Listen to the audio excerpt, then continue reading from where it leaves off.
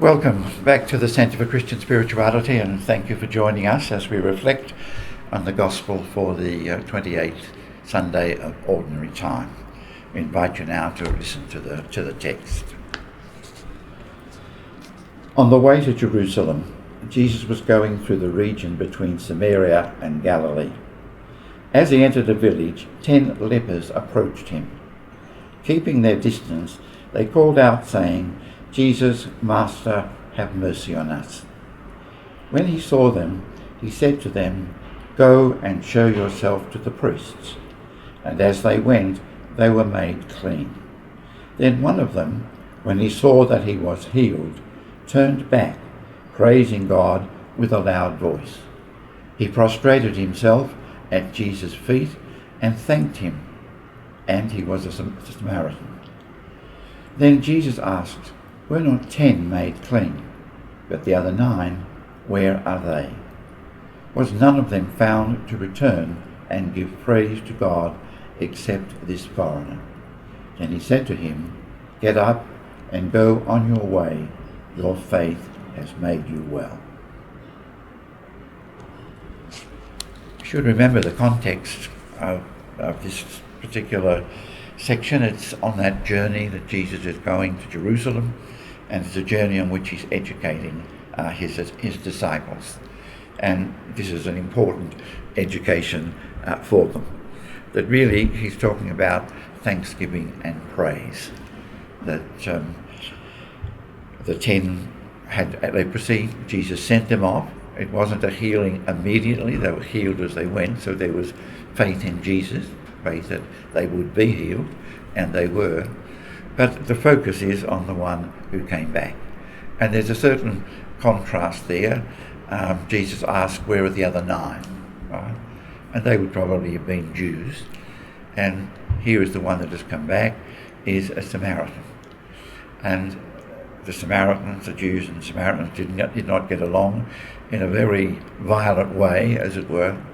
But the point being made, as Luke has made it elsewhere, as Jesus has made it elsewhere, is that the appropriate action that needs to be taken is taken not by one of God's people, but one whom they see as being outside. So the message is that the message of God, what needs to be done, is not just limited to the Jewish people. I find the emphasis on thanksgiving and praise important. Somebody once told me that in the Hebrew language, the word for praise and the word for thanks are the same. In other words, that the Jews didn't see themselves as relating to a distant God. Their God had intervened with them. So the one that they praise, they're also thanking for what God has done. And I think we've done that too in the Eucharist. The Eucharist is our great sacrament of praise, but we call it Eucharist, which means thanksgiving.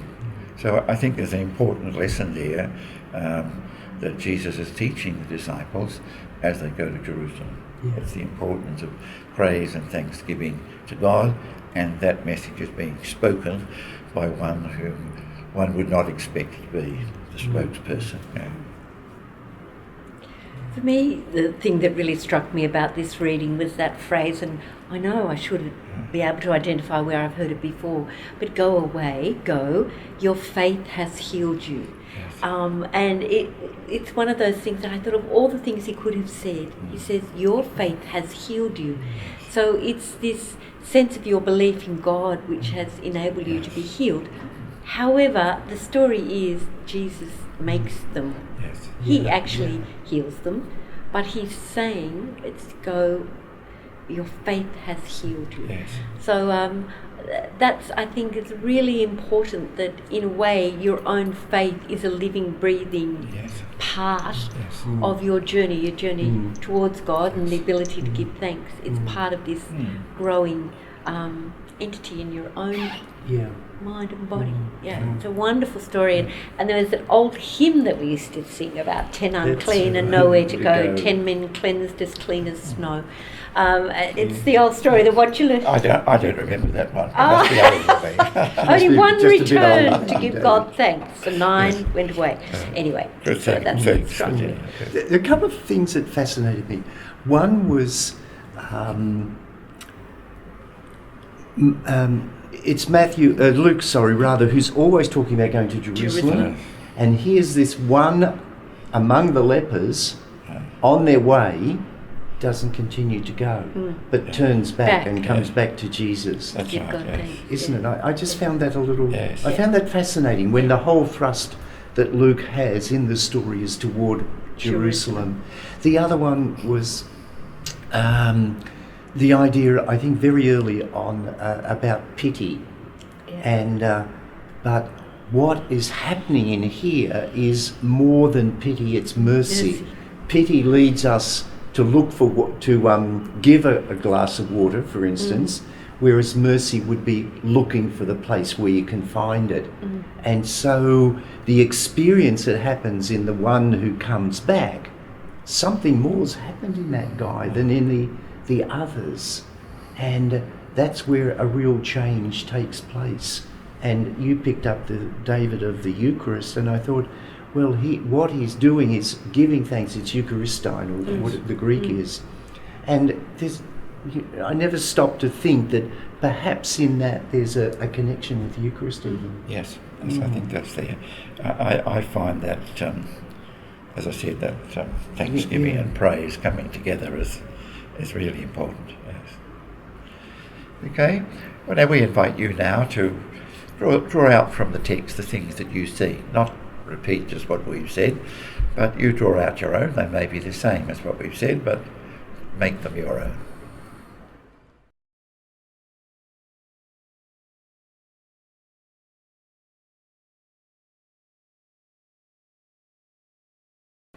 Welcome back. We'd like to read the text again and make some comments about it in terms of our own personal life. On the way to Jerusalem, Jesus was going through the region between Samaria and Galilee. As he entered a village, 10 lepers approached him. Keeping their distance, they called out, saying, "Jesus, Master, have mercy on us." When he saw them, he said to them, "Go and show yourselves to the priests." And as they went, they were made clean. Then one of them, when he saw that he was healed, turned back, praised God with a loud voice. He prostrated himself at Jesus' feet and thanked him. And he was a Samaritan. Then Jesus asked, "Were not 10 made clean? But the other 9, where are they? Was none of them found to return and give praise to God except this foreigner?" Then he said to him, "Get up and go on your way. Your faith has made you well." It's this sense of gratitude that,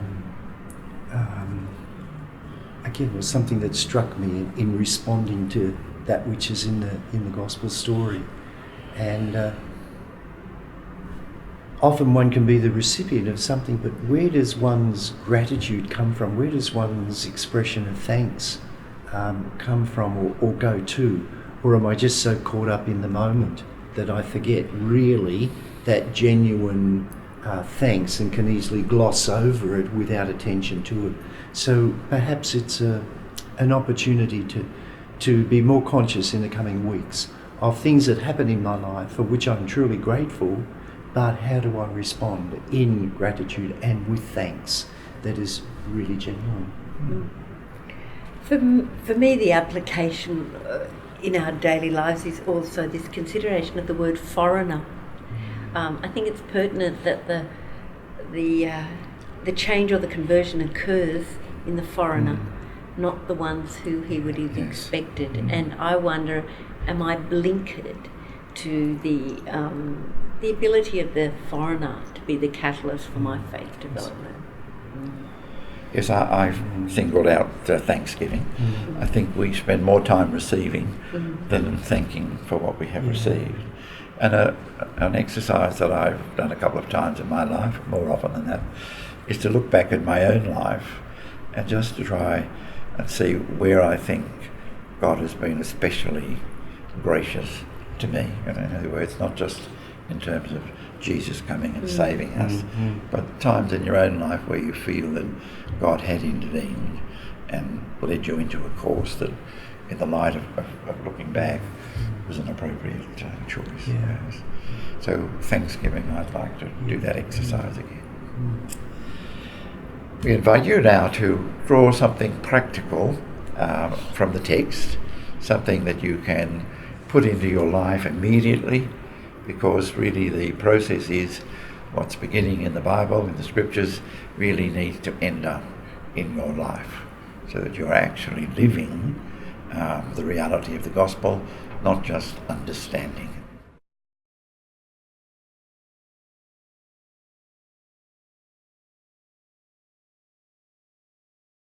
We now invite you to spend a few moments in prayer, that we need the grace of God to enter more fully into the life of grace that God has given us, and we can only do that with the help of God.